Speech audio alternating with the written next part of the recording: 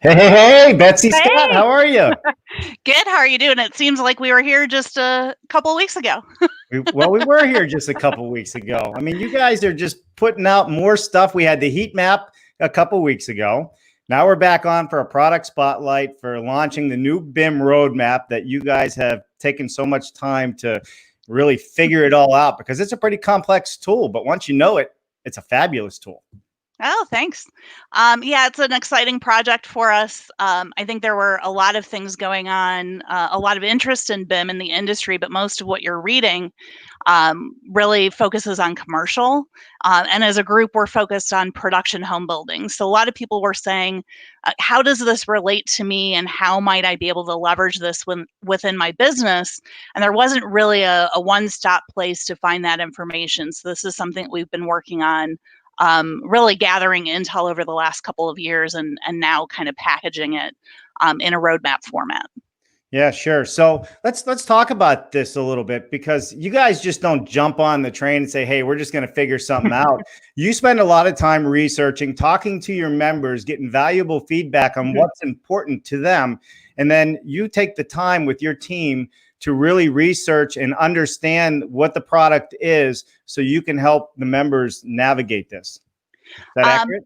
yeah, I would say that's accurate. And we actually did one of our live events a couple of years ago was in Phoenix, and we do a lot of think tank discussions really to see what people's attitudes are around different areas of innovation. And one of them was integrated design and engineering. And I had the good fortune of sitting at a table with three of our regional builders who were very interested in the topic, but they had no idea really how to approach it.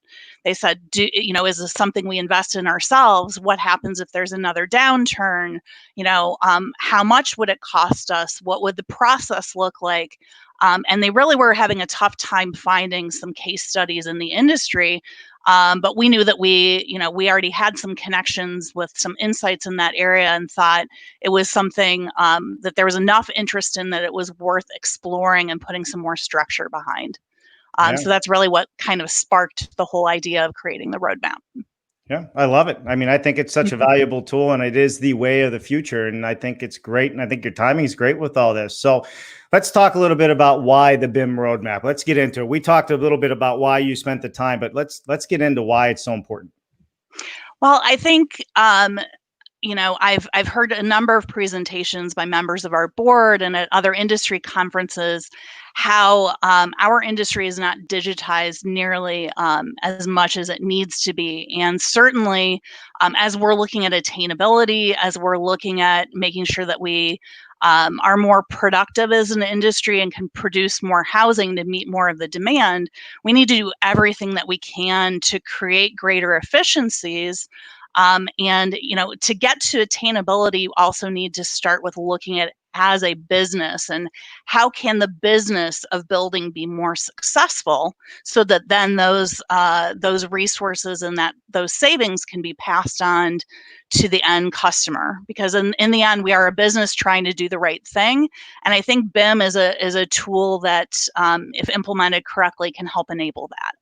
Yeah, for sure, for sure. And there's a lot of great features in this tool. So, hey everybody, listen, if you are just joining us, we are live with the Housing Innovation Alliance and we are doing our BIM roadmap launch right here on Dave Cooper Live.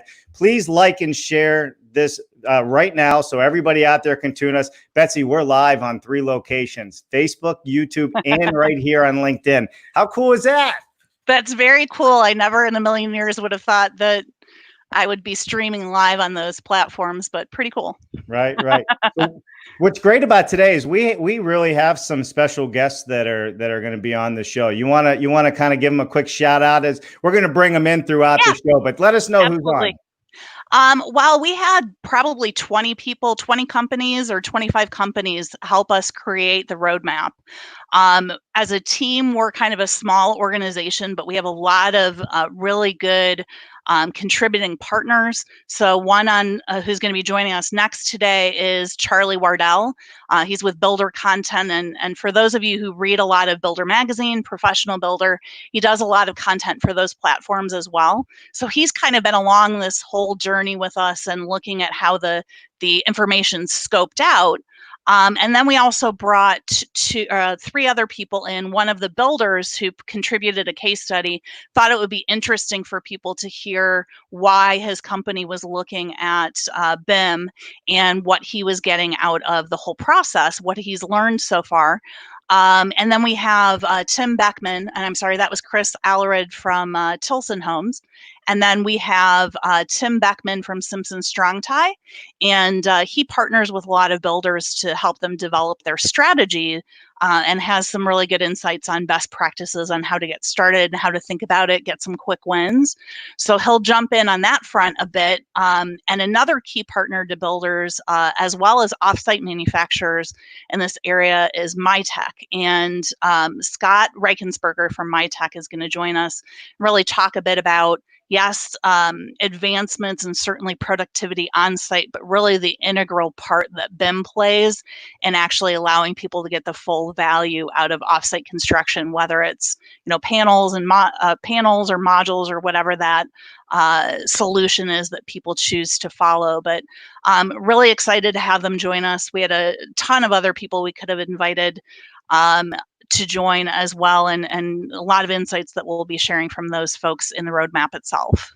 Yeah, I love it. I love it. Love it. I mean, these are really innovative people in the industry. They have a lot of good knowledge. I've had the opportunity to have a few conversations leading up to this, so I am super excited about this. Cool. So let's talk about some of the things, the key document items that we're going to have with Charlie. Should we bring Charlie in? Yeah, absolutely. Bring him in. Let me find Charlie. Hello. Charlie Wardell. How are you, sir? I'm great. How you guys doing? Good.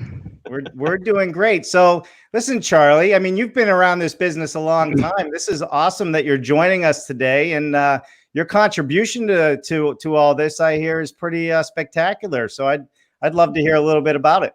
Sure.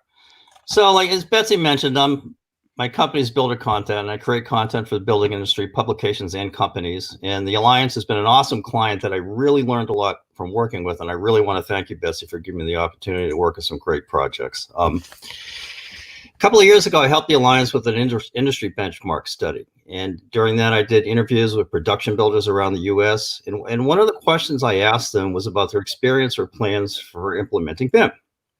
And their answers were pretty consistent. Everyone saw BIM as part of the solutions to big industry problems like labor challenges and cost increases, but only a few of them are actually moving in that direction. So I asked them why, the ones that weren't moving in that direction. And most described BIM as a major change that they were like reluctant to dive into. Many didn't know where to begin. So with that in mind, when we started on the roadmap, my goal was to, one of my goals was to interview builders using BIM in different ways so that, people who were interested would see a number of entry points where they could get into it. And so over about the course of a year or so, I spoke with, home builders, supporting professionals like architects and engineers. I spoke with industry consultants who help builders with BIM implementations.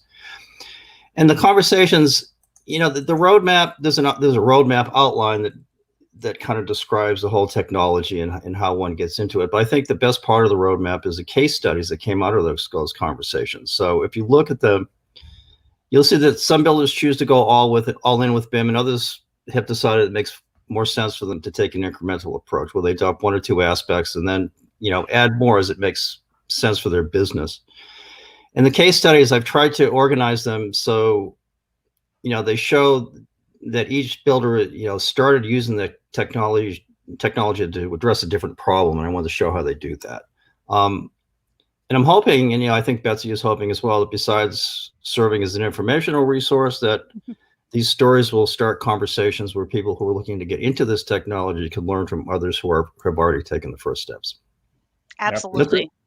Mm-hmm. Yeah. So Charlie, you spent a lot of time speaking to all these contributors and others to help compile a lot of information. And I think that's just magnificent, the amount of work you put into this. So thank you.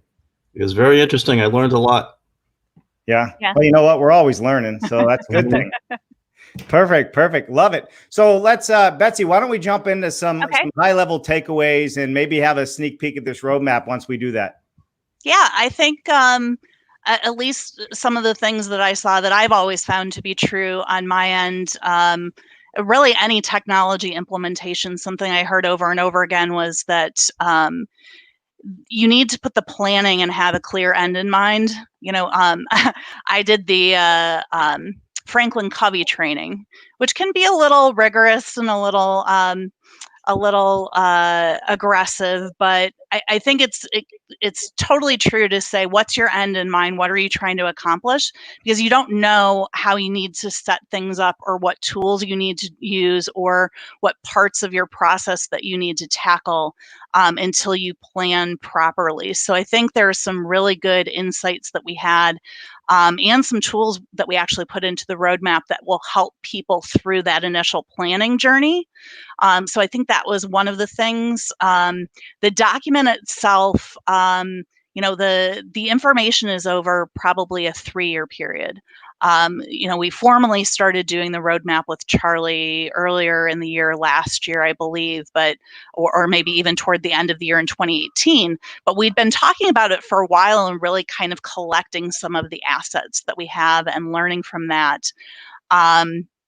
And I think, one of the other key things was that, and a key complaint that builders were saying is there's not a lot of consistent way to dollarize what the impact is or what the investment is. And that did turn out to be true. But I think when we pulled all that information together, Charlie did a really nice job of demonstrating that, okay, that is a fact. But one of the best things might be to look at the builders, or look at the builders that we have case studies of, and find someone that you have business operations in common with, someone the similar type of business, see what worked for them, and that would be a good yardstick for you to use for yourself, or even to start. So we've got some links there where you can look at the companies, and then also what are the business pain points you're trying to solve. So you might know what some of the things are that you're trying to address. And we've also got links that allow you to go to the problem and the case study that relates to that problem versus going to the builder. So I think people think in different ways, and the more that we can do to give them what they need to get to the right information, the better off everyone is.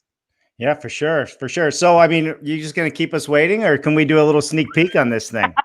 We can do a little sneak peek just so people don't think I'm distracted. I have it over on my screen. So I'm going to click into some pages, and then I will, I'll show you what's up here. But personally, there are a lot of great reports out there that are a lot of pages. This is 45 pages of information.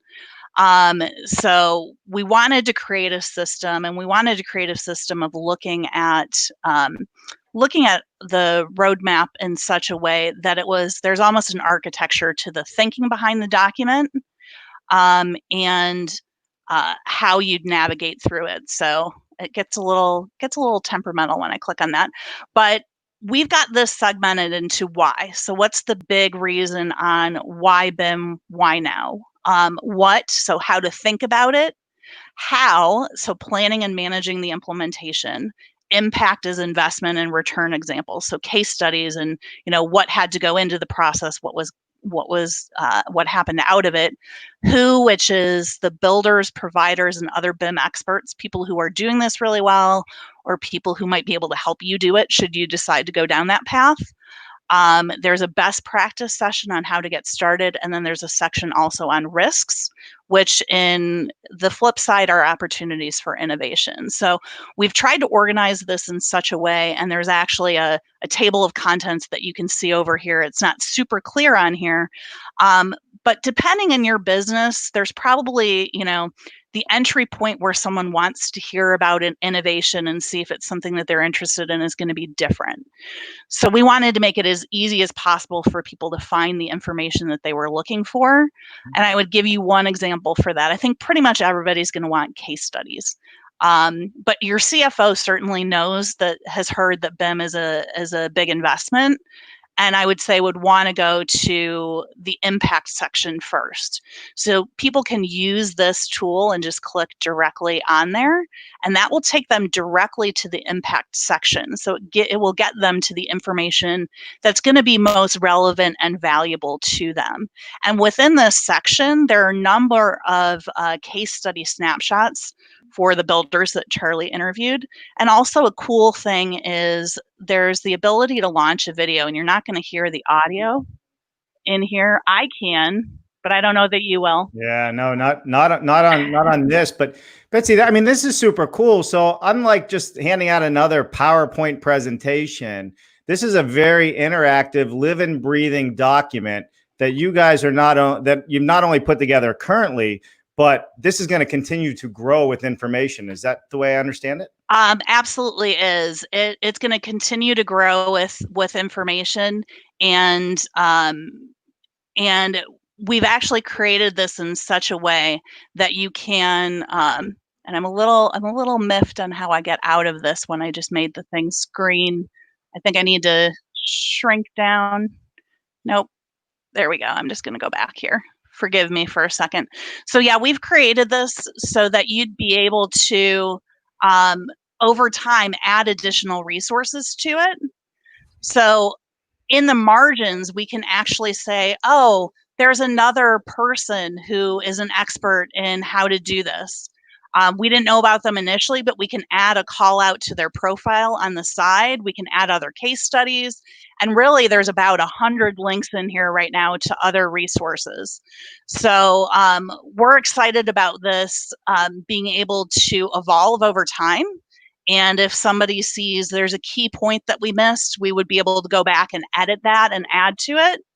And we've actually created it in such a way that people can, and I'm going to go to one of those pages to show you, but people can go into the document as they're reading it, and there are links to surveys. So this is a survey directly in the document that asks them what they like about it and what we can do better. So we're constantly looking for that feedback to keep evolving it and grow it for the industry. I love it. I think that's the coolest thing ever. Honestly, I mean, one, it's interactive. For somebody like me that loves video, I can do a lot more watching and listening. But at the same time, I think it's just an interactive tool, and it should take the boredom out of studying, certain things. I love it. I absolutely love it. I think it's great. All right. So you got more? No, I'm just going back to the beginning. I'll show you some other examples later, but I would hate to keep the other folks that we invited waiting too much longer to have them jump in, because I would love to hear what Chris from Tilson Homes has to say, Tilson Home Corporation has to say about what he's been doing in BIM. All right. So like magic, Chris, you're now on the show. How are you? Amazing. Great. How are you? Doing great, Chris. So, Chris, why don't you just introduce yourself real quick and give a little bit of your background, and then we're going to jump into everything you've done with the BIM. So, Chris Alarid, I'm fourth generation of the Tilson family. We're a family-owned business. Been in business since 1932. So we build exclusively in the state of Texas and exclusively on your lot. So it's all scatter lot building, stick-built, custom homes for customers. We build in 137 of the 254 counties in the state. So we're pretty dispersed from a construction standpoint. So we have been we've been on our BIM journey now since mid 2016. So before we got into the world of BIM, thanks to the Tim over at Simpson and Richard Boothman at MyTech, who kind of helped us through that journey. We were AutoCAD 2D with Vision Res framing plugins.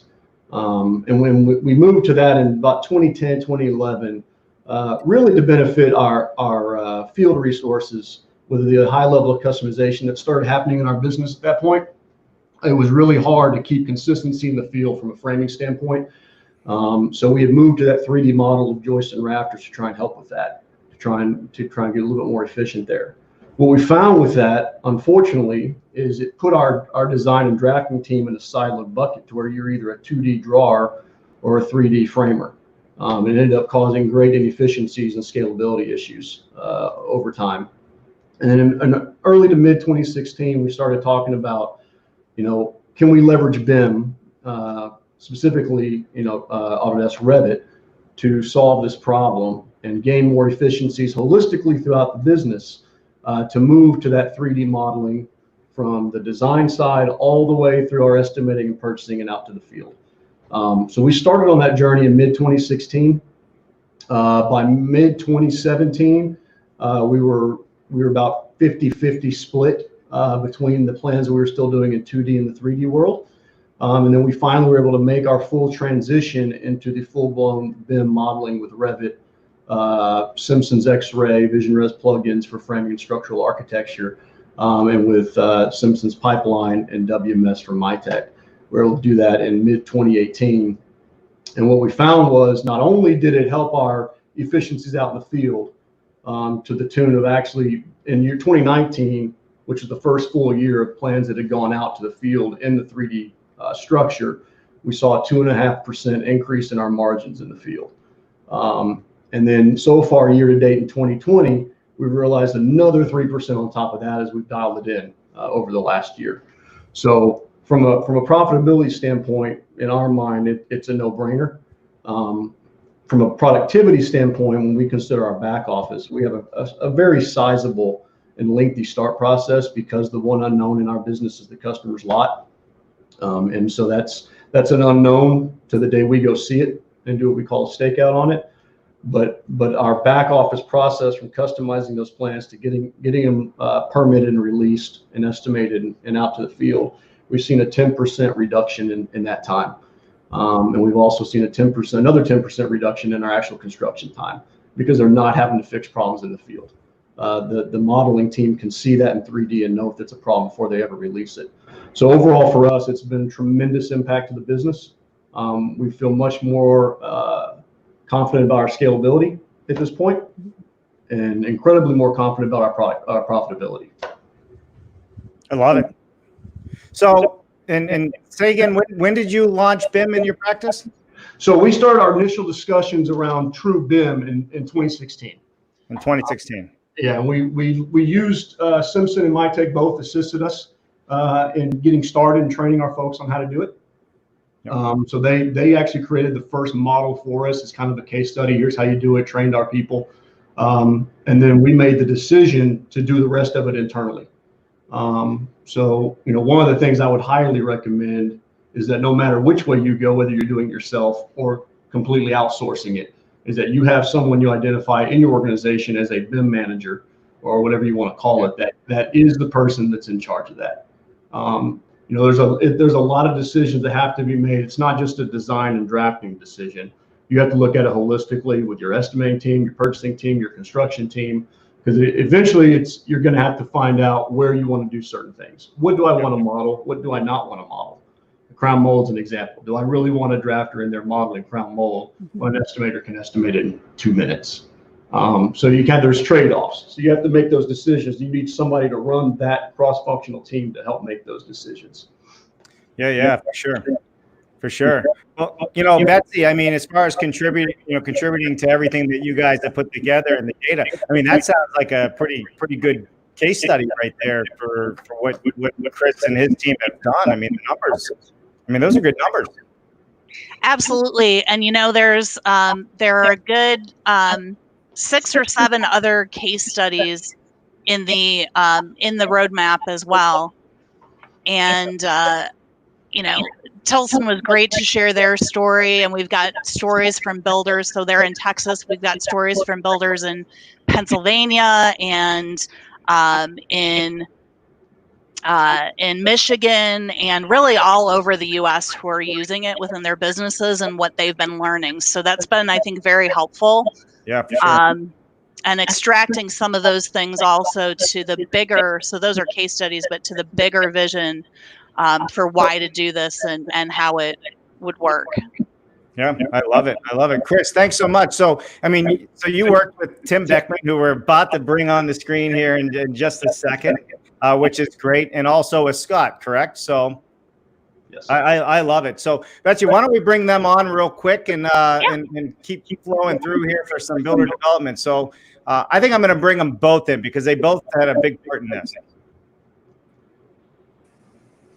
And let's see if I can get rid of that. Welcome, Tim. Welcome, Scott. How are you? Hello, world. Doing well. Thank you for having us. Well, thank you for being here. This is super exciting. So one of the things that I love is the collaboration between you two, right? We got MyTech and Simpson collaborating together to help better the industry. How cool is that just by itself? That's what's going to have to happen in order for this to really take off. So collaboration is one of the fundamental principles that I think you'll see in a lot of the case studies that are highlighted in this roadmap. So again, thank you for inviting us, Betsy. Thanks for all the work that you've done over the last few years in putting this together. And I think when we first met back in Chicago in 2016, BIM was a small sliver of of the programming, and since then it's expanded significantly, putting more of a focus on the digitization of the home building industry. And I think what you're launching today is an obvious example of some of the fruits of that labor. Also, I think it's great to see Chris and some other customers' case studies included in this report. Some of them are brand new, and some of them are approaching their second decade in successfully using BIM in their production operations. So Chris, you amongst these other companies could be considered pioneers in this space, but I think this group is increasing in numbers, acceptance is growing, and hopefully these case studies, help to address some of the reluctance, that builders have in moving in this direction.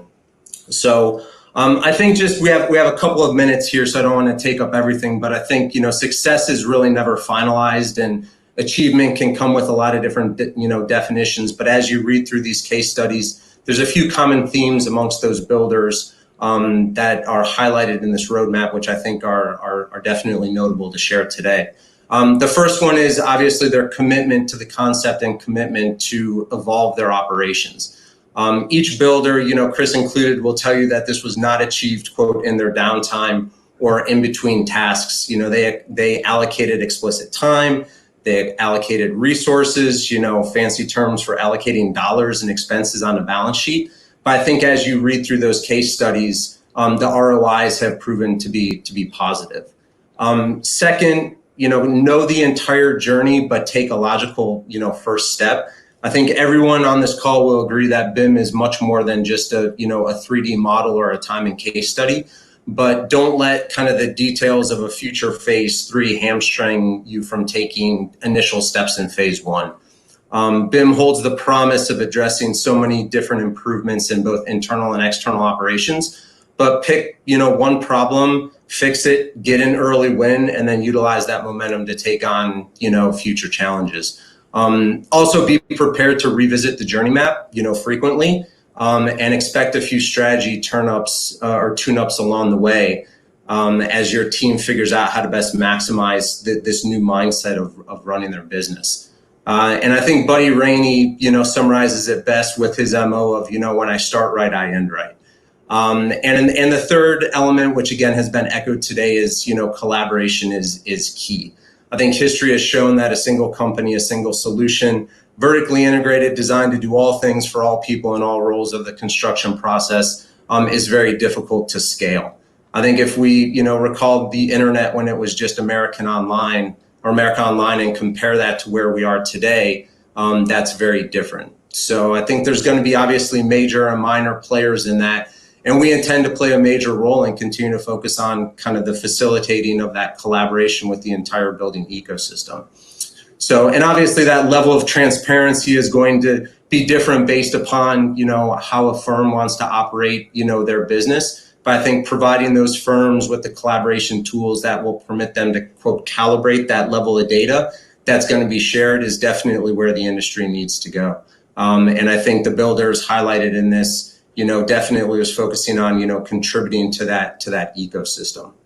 So, our hope is that this roadmap, as it matures, more builders get added to the list, more examples of successful collaboration are shared, and the building industry as a whole starts tracking towards, greater productivity. So on that note, I'll hand the mic over to Scott to share some of his insights on how MyTech is focusing on collaboration as well. Love it. Scott, man, take it away. I want to hear all about you and what you guys are doing. I think this is fabulous. Go for it. So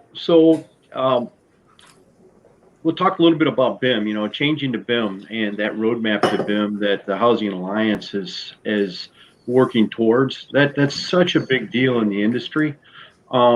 It drives the future in a way that allows for a more efficient building. And, you know, we've heard all the studies about buildings 50 years behind other industries in its innovation.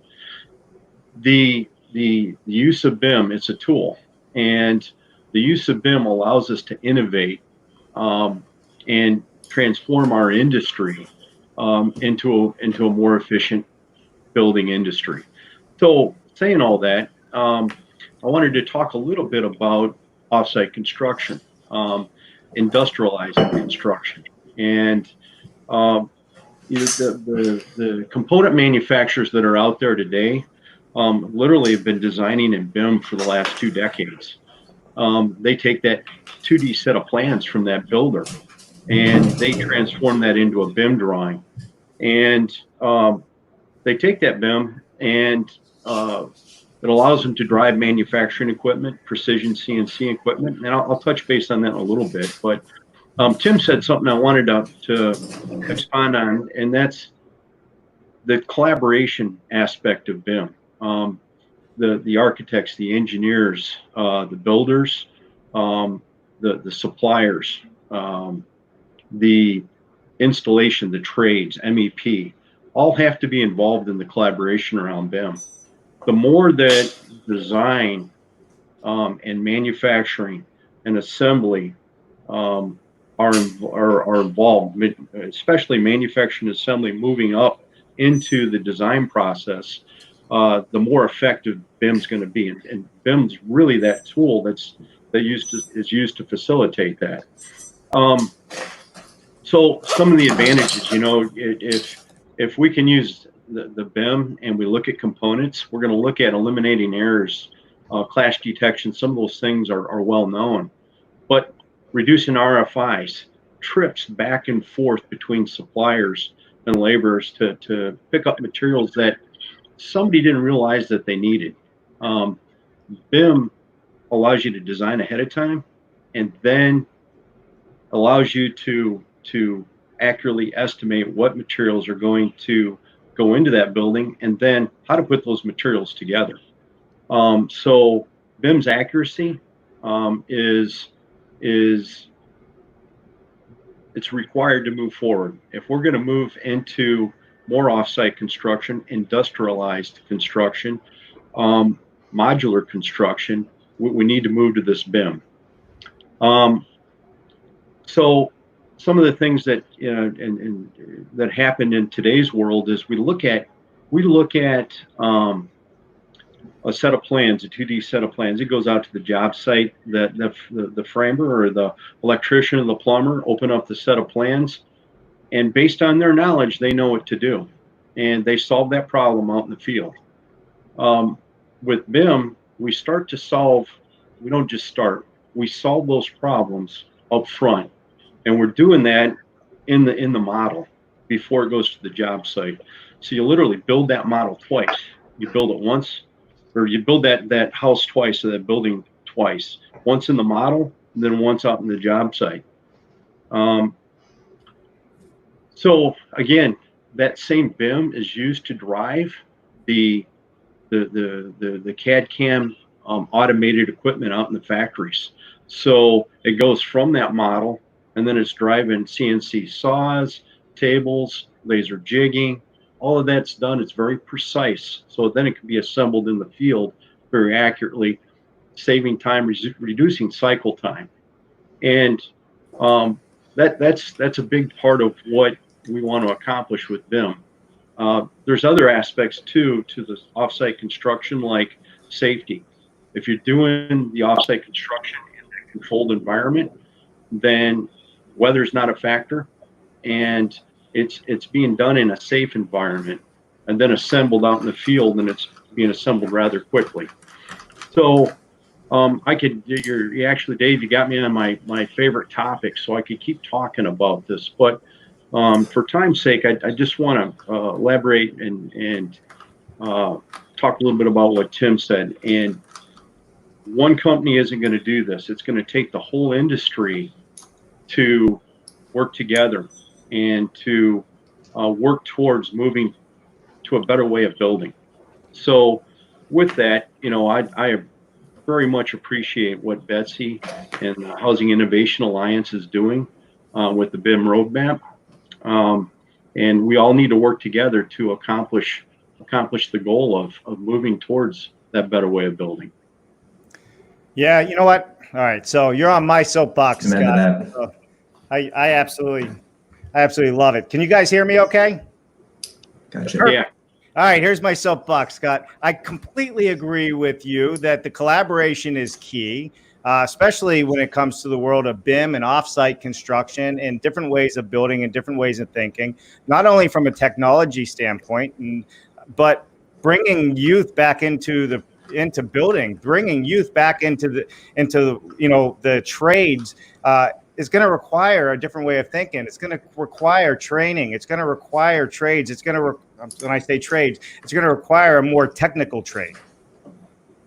Agreed. I mean, think about it. We're going to build these on paper so we don't have mistakes in the field. That's just. We don't want to build them on paper. We want to build them in digital environments with 3D models. So I'll call you out on that, Dave. You're 100% right. So, but I mean, why not? It makes a whole bunch of sense. And listening to Chris, I mean, you already started seeing savings out in the field, and now you guys all collaborate together. You bring a document, the data that can help the Housing Innovation Alliance pull this together to be shared. I mean, who doesn't want to save money? It makes no sense to me. I love this. Right? So Absolutely. why don't we take a second here and get to some comments, if we could. Everybody okay with that? Let's do it. I got a lot of catching up to do here. All right. Mark Wheelie always says thumbs up. Dave Cooper, HIA. Thanks for joining us, Mark. Tom Reddy. Let's see, Jen, what do we have here? Tom Reddy's with us as well. Tom Reddy, Synergy Steel, they're all in on BIM 360 and Revit already. So I think Tom Reddy's part of the housing innovation. Mm-hmm. He is. Love it. Oops, sorry, who else we got, Jen? Yeah, so Tom wrote, Chris, are you scanning 2D drawings into the systems or are you entering the data into the system?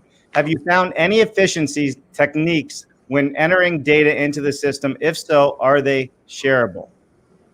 Well, I'm open to share anything that you're interested in, but I can tell. So I think I understand your question. So we model every single customer's plan. Even if they bring in a 2D version of something their wish list, we still model it. That's just the decision we've made to try and keep our processes as efficient as possible and without having to do things differently for a particular house. Just trying to get some scalability there. So everything that we do is fully modeled. All of our stock plans that we sell are already all modeled along with all their structural options. And they may have 10 to 15 structural options, which is just our way of trying to steer customers towards those. We know they work. We know they work with the framing layout. We know they work with the roof line, et cetera, et cetera. But we allow customers to change basically anything they want in the house, and they do.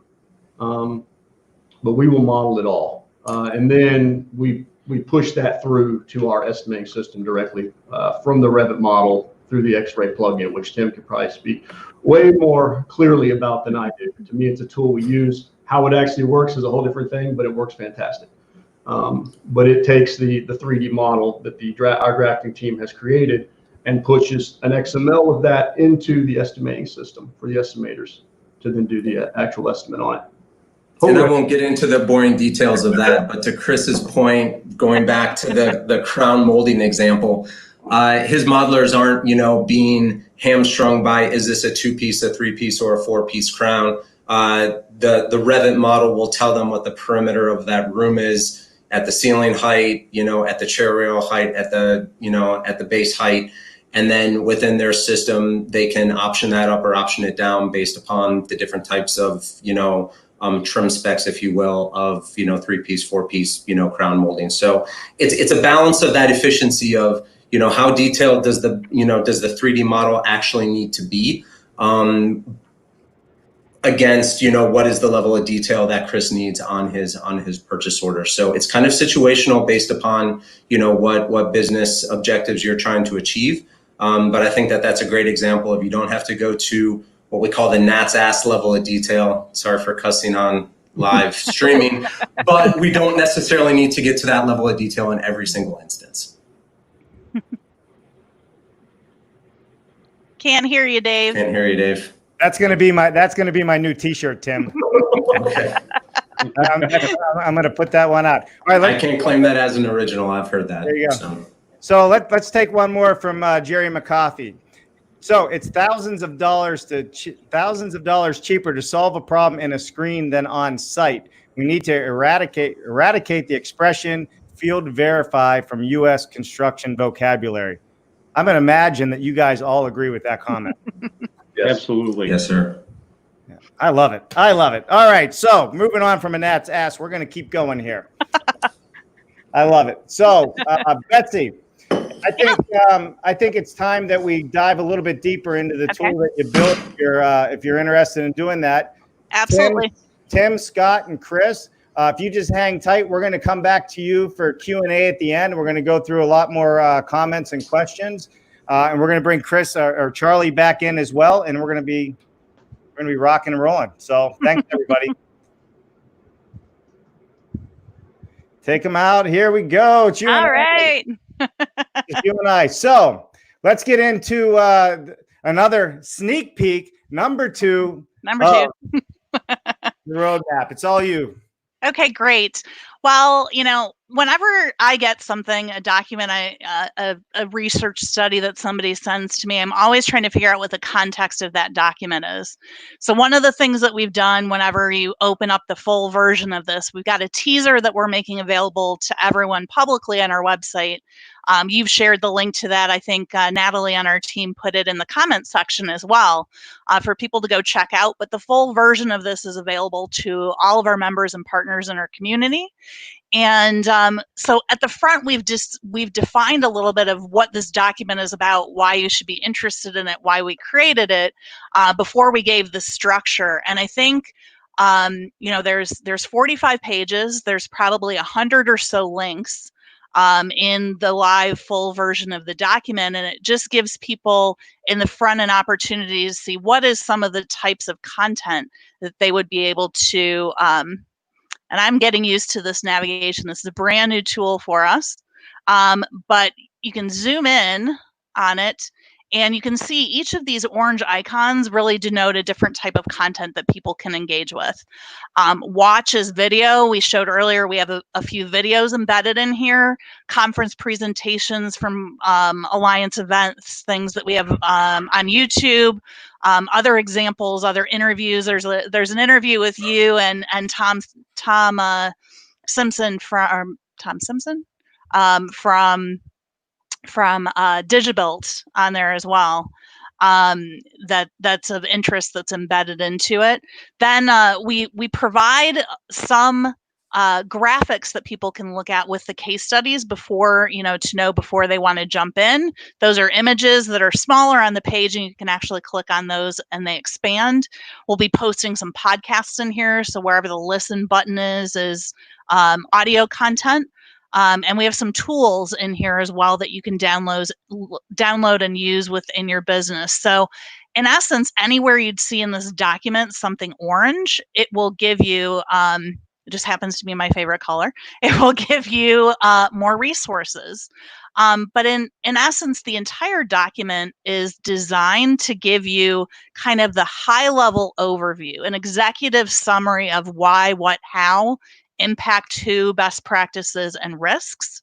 And then each of those things that you would see on the side of a page would allow you to get more information and dig more deeply if you happen to be interested in the area of the document that you're currently looking at. We've also done, and I mentioned this a little bit earlier, I'm going to jump directly to a page to show you, and people can do that in this tool themselves as well. But we've also looked at this from the standpoint of how would someone interact with the information? Are they trying to solve a business problem, or, as I mentioned earlier, looking at a company like theirs? So we've actually designed it in such a way that the links will guide you in that direction. So if you want to simplify your plan sets, reduce plan errors, simplify and manage options, develop lot-specific plans, grow volume, model and build high-performance homes. If there are specific goals that you have, you can look from a goal perspective, and then you can also go to the other side of this page and see if you recognize one of the builders' names and click on that as well.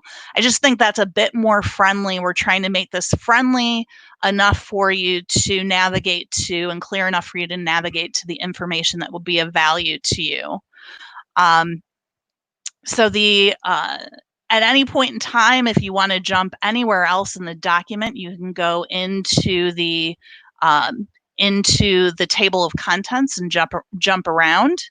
And if you decide that this is something that you want to do, I think, I mentioned that we had 20 or so companies contribute to this. We actually created a section that's called Who. So who are the people that we got information from? And you can go directly to this and see these are your solution providers. This is that snapshot image that I mentioned. So you can take a look at the snapshot image. It'll pop open another window, so I'm not going to do that right now since we're full screen. But you can look at that as the end reader and decide, am I interested enough to look at the profile? And if you are, then you can also click on the profile. And if you decide that you want to act, each of the person's headshots and their names also link to their LinkedIn. So it allows you to decide, where you are in your journey. If you want to connect with somebody, you'd be able to do that directly through this document. So each one of these also goes to the appropriate area of their website with their logo. So those are the solution providers, the software providers. And then these are all of the experts that we had contribute. Clark Ellis is very well known, Hans Benson and Finneth Jernigan and Michael Kozlowski and Joe Stoddard. So all of these people shared expertise and allowed Charlie to interview them. And there's also the opportunity for you to connect with them through this document if you decide to take the journey further. And then if you're an expert, or if there's someone else that you're working with that we should know about, or if you have a case study yourself or anything, we've also created opportunities throughout the document for you, wherever the symbol is with the question mark on it, to either respond to a survey to tell us what else do you need that's not in the roadmap yet? Who else should we be talking to? So some of those go to pulse surveys, and then some of them actually, this one hot links you to my email. So you can email me directly with any feedback, because as everybody's been saying, collaboration is huge. George Casey, our chairman, always says, all of us are smarter than any one of us. And there's some pretty smart individuals in here. And collectively, I think we're on a pretty good path on the subject matter. So just wanted to point those things out to people and the opportunity to give that feedback, because I think it's critical. I think no matter how well we tried to do, there's a great case study we've missed, or there might be a great software provider that we missed. And we're really agnostic as an organization. So we're open to new technologies that fit into this space and new experts as well. We're just trying to do right by the industry and give you the information that you need. Betsy, I think, everything in here gives everybody such a huge head start with BIM, with understanding BIM, with looking at the white papers, the research. I mean, that alone, to help somebody make a decision, because there's a cost involved with implementing BIM and having a BIM manager and all these other people within the organization. Mm-hmm. You've taken all the guesswork out of it. I've looked at BIM. I've played with BIM, and when I say I played with it, I said, okay, I'm done. From that aspect. So I think that in all, for the contributors that you guys reached out to, the experts mm-hmm. that you reached out to, Chris, Tim, Scott, all of them. I mean, absolutely amazing. Charlie interviewing all these experts and helping bring all that data together. I think just is commendable to you guys. So you see this as a living and breathing document. Mhm. You've simplified the information gathering to help somebody make a decision on this. As far as like moving forward in the contributions, how do you see this growing? Are you already getting some feedback internally on what the next step is with it? Well, we already have other aspects of our program that we haven't tied to it yet. And one of those is our podcast program. Natalie on our team runs that. And we're going to be starting to introduce a series of podcasts with Scott Saddam. So he's going to focus on efficiency in the building industry. When we were brainstorming what topics he might talk about, he said, I'd love to get a panel of engineers and architects together to talk about efficiency. And I go, well, one of the things that you'll probably be talking about is digitization, right? And he said, well, absolutely. And I'm like, great, because we can pull the whole episode or pull part of the episode and put it in here. And link to it and continue that development and even going through this. I mentioned there's 100 links and some of them are repetitive just to make sure everybody connects to things the way that they want to. But there are things that I forgot we had. So it's going to continue to grow because I have to go back in the archives and pull some of our other presentations that we've got as well. Yeah. But I could see us adding other case studies to it, other profiles. We've got two bigger online events coming up. The first one isn't really related to this subject matter, but the second in November is going to be an online version of the Innovation Summit that we do every year. We did a mini version of that right when things got hairy. And we were supposed to be going to Nashville in April. So we did what we call our staycation. And that was a pretty successful event. We had 300 or so people sign up to participate in that, really active discussions. But we're going to be doing a similar event over the course of 2 days in November. And certainly operational efficiencies and productivity and cost reduction is always a huge part of our agenda. And really, Tim, I think, was one of the first speakers that we had on BIM back in 2016. Yeah. But we've had people every year since. So I'd imagine it'll be part of that agenda. We'll have those presentations, and then we do, those think tank discussions where everybody is an active participant, and we'll probably pull some content and some highlight some key learnings out of that we can link to here as well. So I'd say a huge number of opportunities, and when you look at this, the section on how it connects to offsite construction is kind of small. Right. In the scope of things, but we've got a ton of information on offsite construction that we're going to revisit and package in this similar fashion to this. So I think there will be some interesting links between the two resources for people that might want more. All right, so that's coming up in, like I said, in November. So that. I mean, if this event that you have coming up is anything like staycation, I'm just going to tell everybody now because I attended and I was able to interview some people afterwards, and I really appreciate you guys letting me do that. But I have to tell you, the feedback was phenomenal, and you were one of the very first in the industry to do an event just like that. At least as far as I know, somebody may call me on that, but in my world, I'm doing this video stuff a lot.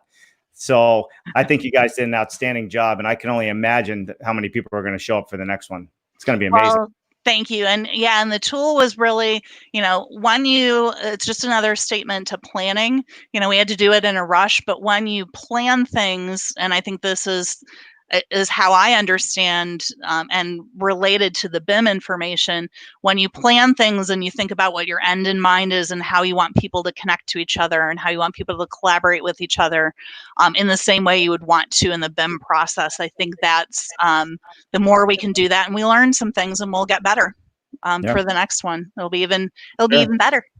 I love it. Better is better. I love it. Better. So why don't we bring everybody back in and we hop into some comments and some quick Q&A, and I love it. I mean, look at it. It's already been 57 minutes. We're getting better, though. We tried. Let's bring everybody back into the realm here. Okay. All right. Look, the Brady Bunch. Here we go. I love it. Welcome back, everybody. All right. So Eric Holt, University of Denver. Hey, Eric. trusting the model and process is one of the challenges of adopting BIM. How long did it take for your employees, add trades, to trust the model? I'm assuming that's a question for me. I think so, yeah. There you go, Chris. So that's actually a really good question, because that is one of the things when you're making a significant change to the front end of the process. There's always that question when it gets out to the field. So one of the things that we did is we created what we called a variance review team, and that team met every month. It was all three of our construction VPs, our drafting management team, and we call our cost management, which is our estimating purchasing team. And we met every month and reviewed every single variance, material related, to start identifying issues in the models. And what we saw over time is after the first 6-7 months of that number started to dwindle down, to where the majority of our variances were no longer material related. They were really just lag time related to price increases on the labor side. And so when the construction team started to see that, they started to really buy into the fact that these models are by far more accurate than the old 2D spec sheets were. And since then, our variances, as I mentioned earlier, in 2.5 increase in profit, to be quite honest, that is 100% variances. There's no doubt what that is. So that's really where your savings will come long term. Yeah. Thank you very much, Eric. Appreciate you chiming in. So here's a long comment. Actually, this is from Natalie. Hey, Natalie. So, and guys, I read this just because the software doesn't put everything out, all the channels. So in case somebody's listening, we want them to chime in. BIM has demonstrated results in commercial construction, greater productivity, less waste, less work, faster cycle time. Wow, that's a mouthful. But adoption is only at 10% in residential. Until now, there was no one-stop shop for guidance on how to think about BIM in housing, how to assess its potential value in home building organizations, how to effectively adopt it, check it out, and then there's the housing. So that leads me to a question, and whoever wants to answer it. To me, this 3D modeling is a no-brainer whatsoever. Why is it only been adopted by 10%? Do we have any data on that? Like, why are people slow to adopt it? Is it they feel it's too cumbersome, or life just is what it is? Well, we've got actually in the document, and forgive me, I'm going to go back to, because I've got it open on my other screen. We've got I have it up there for you. Okay. I'm going to go back to it. I think it's page 2. Nope, it's a little bit further. We actually found some things, and this, incidentally, here I thought was really interesting. As we were putting this together, our president Dennis challenged me to think about to kind of chart the adoption, to give the history lesson, if you will, of how BIM has been adopted in the U.S. So I created this little chart, and the green is the adoption in commercial, and the orange is the adoption level in residential. So you could see it really started in the 70s and really took hold here. Since 2012, we've been at about 70% in commercial. But there's a whole section, there's a whole separate page that we've got in the next one. There were 4 key things. So providers aren't always clear on what ROI builders can expect, making it difficult to sell to higher ups within a builder's organization. Many builders have not positioned their companies to take advantage of the technology. Some fear that they lack the bandwidth to implement a complex new technology while also running the business. And I heard that from the 3 builders I sat with at our summit a couple of years ago. All mid-sized builders said that. And then there were concerns about, and this came from them as well, there were concerns about the need to hire and train people and manage the system who might then have to be laid off in the next downturn. So there are a lot of questions about who owns the solution, who develops the processes and implements it within the business, and then maintaining it, from what I've seen overall. So I just wanted to share those because those were extrapolated from all of the events that we've done and all the research that Charlie did, but everyone here can speak to what they've seen as well. But I thought that was a good summation of some of the issues. Yeah, for sure, for sure. All right, so appreciate the answer. Let's give a couple of shout outs. There's I don't know if you guys can see it, but there's a whole conversation happening in the stream, and it's kind of funny. It seems like everybody's answering everybody else's questions in the stream. So trying to figure out where the question is gets a little tricky, needless to say. So I see one, Tom Reddy. I'm going to put him up again. We are very interested in the full cycle efficiency drive from architects, engineers, and designers through the manufacturing, transportation, and installation of our product. We would like to see the codes, UL and energy, and specifications be incorporated into the cycle to drive out waste and improve schedule consistency. Do you see something like that happening? I'm not. Put it back up. You can address that. I know one of our providers, who's one of the people whose case studies is in here, Digibelt, is actually working with UL to get their process certified by UL. So engaging them in that discussion. So that I know of, but I would throw that over to the others beyond me. That's a very good question, though. Yeah. Anybody want to make comment on that? I actually believe that is going to be one of the steps in the process that we have to address, and that's looking at a higher dimension of BIM, where we're looking at the energy and the codes within the whole structure, and that structure contains all of that information. I don't believe we're there yet, but I think we're moving in that direction.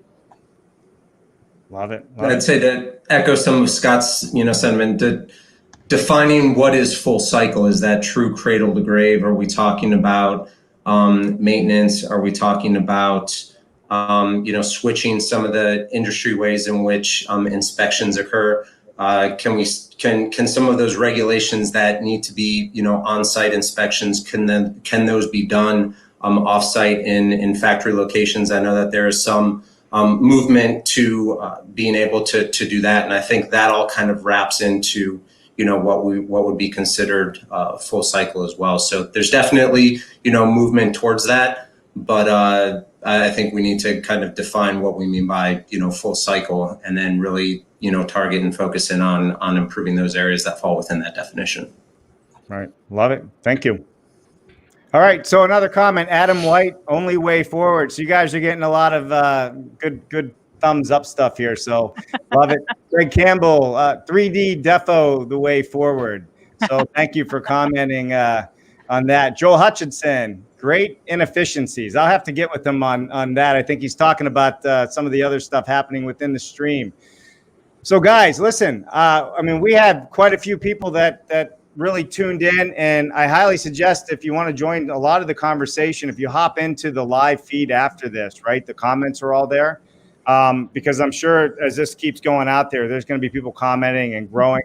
You'll see what I mean when I say there's a whole conversation happening here, which is a lot of fun to see, but it's not something that's easy to keep putting up on the screen. So listen, Betsy, I think the most important thing here for everybody that's involved is the collaboration and what the Housing Innovation Alliance has done to make that collaboration come to fruition, and to bring a document like we have now for people that are really looking to drive this forward, right? Because with such a slow adoption rate, you just gave somebody a really fast skateboard to go much quicker.